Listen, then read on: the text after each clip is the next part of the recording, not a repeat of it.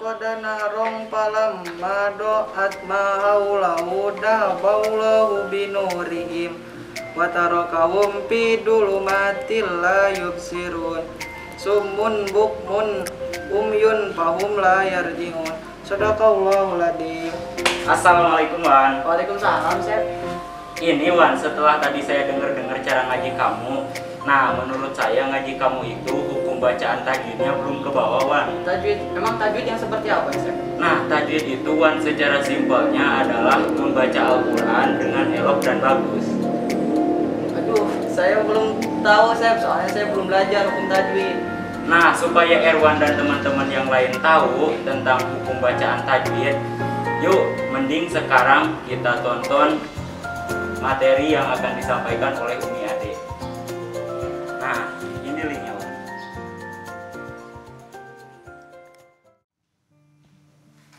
Bismillahirrahmanirrahim. Assalamualaikum warahmatullahi wabarakatuh. Alhamdulillah, alhamdulillahilladzi arsala rasulahu bil huda wa dinil haqq liyuzhirahu 'alad dini kullih walau karihal kafirun walau karihal musyrikun. Asyhadu an la ilaha illallah wa asyhadu anna muhammadan abduhu wa rasuluh. Alhamdulillah, kali ini kita bertemu kembali bersama Ibu dalam kegiatan Amaliyah Ramadan atau pesantren kilat yang pada kali ini dilaksanakan pada saat pandemi COVID-19. Mudah-mudahan situasi ini tidak menyurutkan langkah kita dalam tetap istiqomah mencari ilmu, salah satunya dengan mengikuti rangkaian kegiatan Amaliyah Ramadan.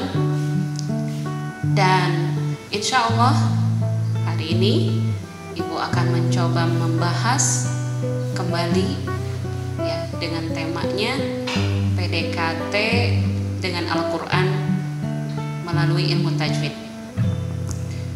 Anak-anakku sekalian, Ibu yakin anak-anakku semua sudah terbiasa membaca Al-Quran.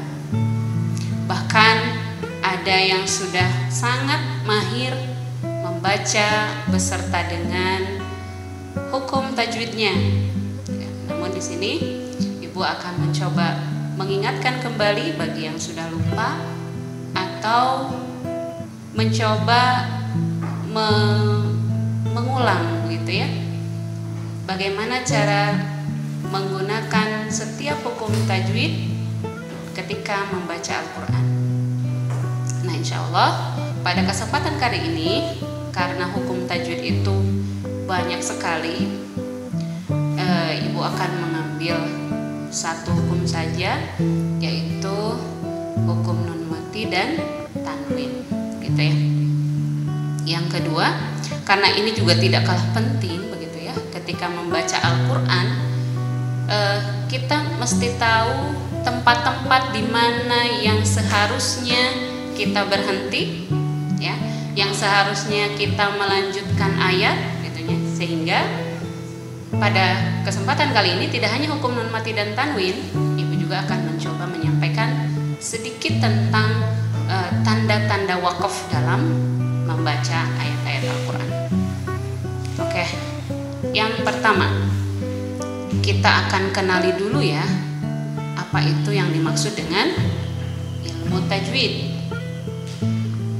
Ilmu tajwid, kata tajwid berasal dari kata jawwada yujawwidu tajwidan ya. Secara bahasa bermakna at-tahsin atau memperbagus atau memperbaiki. Sesuatu yang ingin terlihat bagus tentu saja harus menggunakan aksesoris begitu ya. Nah, ilmu tajwid bisa dikatakan sebagai aksesorisnya gitu ya, supaya lebih indah didengar. Dan karena membaca Al-Quran itu bernilai pahala ya, dan pahalanya pun tidak main-main ya. Satu huruf itu bernilai 10 kebaikan. Oke. Selanjutnya secara istilah, tajwid itu mengucapkan setiap huruf dari makhrajnya dengan memberikan hak dan mustahik huruf. Yang dimaksud dengan hak dari huruf itu adalah ketika kita membaca setiap huruf, mengucapkan setiap huruf itu sesuai dengan sifat aslinya, gitu ya, baik dalam keadaan fathah, kasroh maupun dhammah, gitu ya. Bagaimana membaca a, i, u, gitu ya, ba, bi, bu. Gitu. Kemudian mustahik huruf itu adalah sifat yang dihasilkan dari huruf-huruf itu ketika dibaca, gitu ya, baik dalam keadaan tebal, yang dimaksud dengan tebal adalah tafhim, dan ya, baik maupun ketika dibaca tarqiq atau tipis, gitu ya, seperti salah satu kita sudah terbiasa membaca lafaz Allah dengan tebal, ya, Allah, Allah, gitu ya. Kalau tarqiq itu kebalikannya, ketika membaca lafaz Allah sebelumnya hurufnya berharokat kasrah, lillah, itu tarqiq ya, tipis, lillah, billah, gitu ya. Oke. Selanjutnya yang hukum pertama, oke, kita langsung masuk ke hukum nun mati dan tanwin. Hukum yang pertama adalah izhar. Ada yang tahu izhar? Iya, izhar itu artinya jelas, ya. Jelas apanya? Jelas dibaca nun sukun dan tanwinnya. Apa saja huruf-hurufnya? Hurufnya ada? Iya, betul, ada 6. Apa saja? Hamzah, ha, ain, ha, kha, dan ghin. Ada 6. Oke. Contoh. Wa min ghillin, min ghillin, tidak min ghillin, ya, atau min hamimin, min hamimin. Setelah nun mati terdapat huruf ha, gitu ya, tidak dibaca menjadi min hamimin, berubah lagi, gitu ya, bukan itu, tidak pada tempatnya, gitu ya. Atau man amana, man amana, nun sukun dibaca jelas, izhar, setelahnya ada huruf hamzah. Man amana billahi, man amana. Oke. Selanjutnya hukum yang kedua adalah ikhfa. Ikhfa, ada yang tahu arti ikhfa? Ya, ikhfa itu samar, kebalikan dari izhar, ya. Ikhfa itu samar. Samar apanya? Tidak dibaca nun sukun dan tanwinnya, gitu ya. Apa saja huruf-hurufnya? Nah, huruf-hurufnya ada, iya betul, ada 15, ya. Ada 15 huruf ikhfa. Namun sebelumnya kita harus mengenali dulu ikhfa itu dibagi menjadi 2, ya. Yang pertama ada ikhfa haqiqi, yang kedua ada ikhfa syafawi. Ikhfa hakiki, ikhfa hakiki itu adalah ikhfa yang sebenarnya, artinya nun mati dan tanwinnya itu bertemu dengan huruf-huruf ikhfa, ya.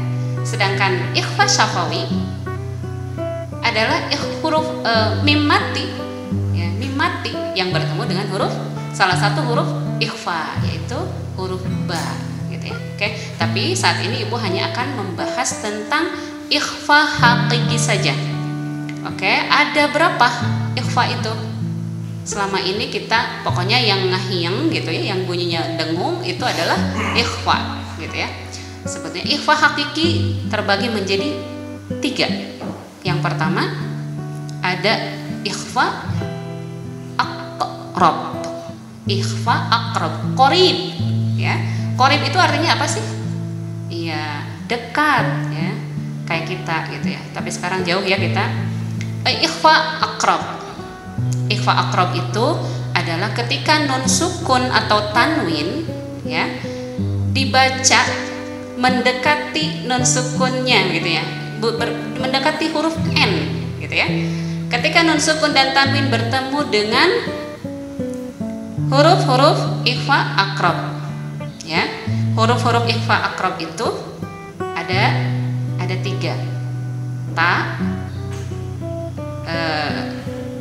to,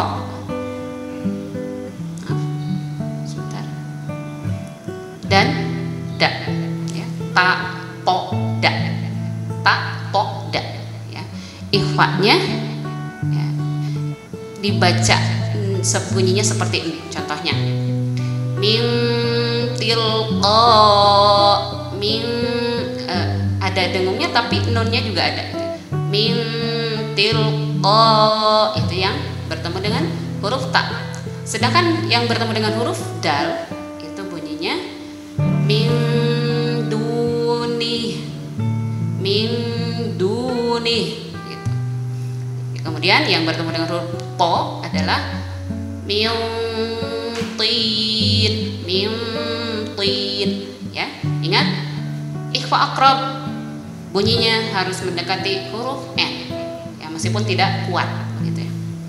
Selanjutnya yang kedua adalah ikhfa ab'ad, lawan dari qorib. Kalau tadi qorib dekat, sekarang ab'ad, ba'id. Ba'id itu jauh ya. Artinya ketika nun sukun atau tanwin dibaca itu jauh sekali gitu ya, tidak ada bunyi N-nya gitu ya. Kalau nun sukun kan N ya, tanwin juga bunyinya N. Nah, ketika kita membaca ikhfa ab'ad ya, maka bunyi nun sukun dan tanwinnya akan hilang. Contohnya, nah, hurufnya ada 2 saja. Kalau tadi ikhfa akrab ada 3, sekarang ikhfa ab'ad ada 2. Apa hurufnya? Ko dan ka. Ko dan ka.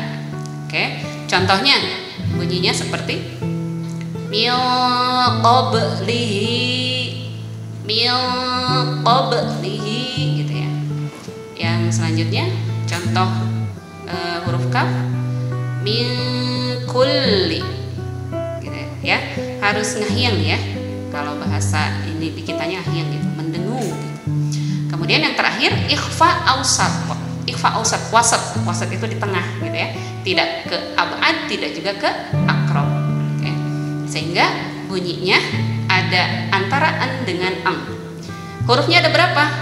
Tadi ikhfa akrab ada 3, ikhfa ab'ad ada 2. Huruf ikhfa ada 15. Berarti 15 diambil 5, sisanya tinggal 10. Nah, sisanya ini adalah ikhfa ausat dan dominan gitu ya.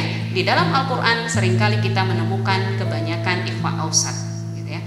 Contohnya huruf nun sukun yang bertemu dengan huruf ta. Min sulalatin min tin ya, dan seterusnya. Oke, kalian bisa lebih dalam lagi nanti dicari di.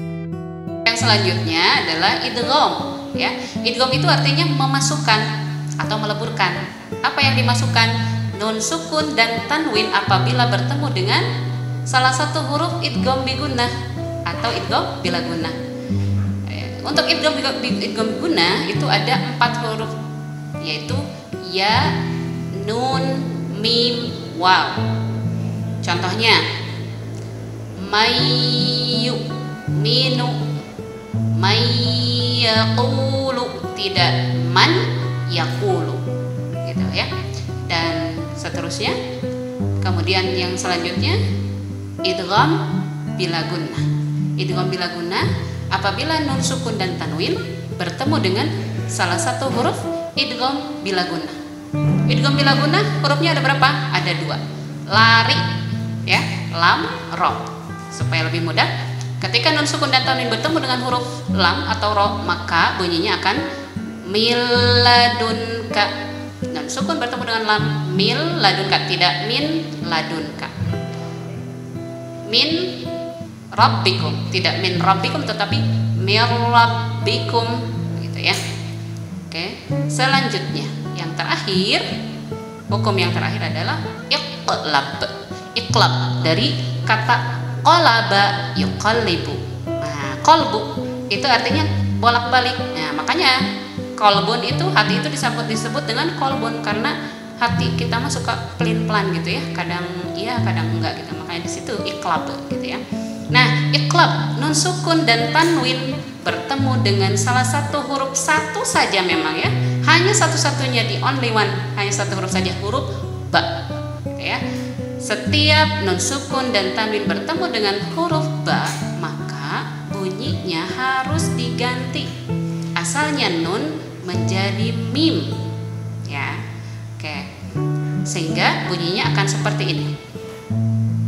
Mim ba'di. Mimnya tapi tidak kuat. Mimnya harus lemah. Tidak mim ba'di, enggak boleh. Mim ba'di. Dua mulut kita ini harus ada jarak. Di antara kedua bibir kita harus ada jarak. Mim ba'di. Seperti itu. Oke, selanjutnya seperti itu ya. Ibu harap kalian semua di rumah bisa mempraktikkan dan bisa mencari nanti di rumah. Di surat Al-Baqarah itu banyak sekali ya yang bisa kalian temukan hukum-hukum yang tadi ibu sebutkan. Yang kedua, kita akan mencoba mengenali tanda-tanda wakaf ya. Wakaf itu artinya berhenti. Nah, wakaf itu ada banyak macamnya. Yang pertama ada wakaf lazim, tandanya mim. Maknanya harus berhenti. Gitu ya. Ketika kita bertemu huruf ini, contoh di surat Yasin, mim marqadina, harusnya hadza ma wa'ada rahman dan seterusnya. Itu ada kadang orang suka lanjut aja padahal ada tanda mim di atasnya gitu ya. Kemudian ada waqaf lam alif. Lam alif itu tandanya tidak boleh berhenti ya. Kalaupun mau berhenti, maka berhentinya harus di sesudahnya atau sebelum tanda lam alif itu. Yang selanjutnya tanda al-waslu, ada shad lam gitu ya. Nah, ini artinya diutamakan untuk lanjut. Kalau berhenti pun silahkan gitu ya. Yang selanjutnya ada waqaf mu'anaqah, ada titik tiga ya. Dalam Quran surat Al-Baqarah, dzalikal kitabu la raiba fih. Kita sudah berhenti ya. Itu ada titik 3, itu namanya waqaf mu'anaqah. Atau kita berhenti sebelumnya. Dzalikal kitabu la raiba fih. Dzalikal kitab la raiba fihi hudal lil muttaqin. Itu akan, karena kalau kita tidak berhenti maka akan mengubah maknanya. Yang selanjutnya tanda waqaf jaiz, ada jim. Itu boleh melanjutkan gitu ya. Kemudian ada al-waqful aula. Contohnya bentuknya seperti qaf lam gitu ya. Maka diutamakan untuk berhenti. Selanjutnya tanda waqaf yang selanjutnya adalah waqaf saktah. Nah, ini sering kita temukan ya di di surat Yasin. Tadi mohon maaf ya, salah tadi contohnya gitu ya. Untuk yang saktah itu mim marqadina hadza ma wa'ada rahman ya, maaf ya. Itu adalah contoh saktah gitu ya. Berhenti dulu tapi nggak boleh nafas. Atau di surat Al-Kahfi, alhamdulillahilladzi anzala ala abdihil kitaba wa lam yaj'al lahu 'iwaja qayyima gitu ya. Sebetulnya meskipun di situ ada waqaf, kita berhenti di qayyimanya gitu ya. Iwajanya, maaf, di iwajah. Kemudian di surat Al-Mutaffifin, kalla bal rana gitu ya. Harus berhenti dulu tapi nggak boleh bernafas. Atau ada di surat Al-Qiyamah, wa qila man raq, seperti itu ya. Oke, mungkin sampai di sini saja pembahasan untuk ilmu tajwid. Mencoba mendekatkan diri gitu ya, lebih mengenal lebih dekat Al-Quran melalui pembelajaran ilmu tajwidnya gitu ya. Selebihnya nanti akan dibahas oleh Ustadz berikutnya. Kalian akan lebih memperdalam lagi bagaimana cara memahami Al-Quran dan sebagainya. Pada kesempatan berikutnya akan disampaikan oleh pemateri berikutnya gitu ya. Mohon maaf atas segala kekurangannya. Kalau ada salahnya semata-mata dari ibu pribadi, kalau ada benarnya itu adalah hidayah dari Allah Ta'ala. Terima kasih, tetap semangat, jaga kesehatan, saumnya semoga Allah berikan kekuatan dan dijauhkan dari hal-hal yang sifatnya akan membatalkan puasa kita, mengurangi pahala kita. Baca terus Al-Quran, karena Al-Quran adalah teman bagi kita nanti di alam kubur dan di akhirat, dan ini akan menjadi obat bagi kita di dunia. Oke. Terima kasih, mohon maaf atas segala kekurangan. Wassalamualaikum warahmatullahi wabarakatuh. Satu. Wah, setelah saya melihat dan menyimak video tersebut, ternyata indah ya membaca Al-Quran jika dibarengi dengan hukum bacaan tajwidnya. Nah, benar banget Wan. Selain itu juga jika kita membaca Al-Quran dengan tajwidnya, kita akan lebih dekat dengan Al-Quran. Jangan lupa juga ya untuk materi ini dicatat di buku Amaliyah Ramadan. Oke.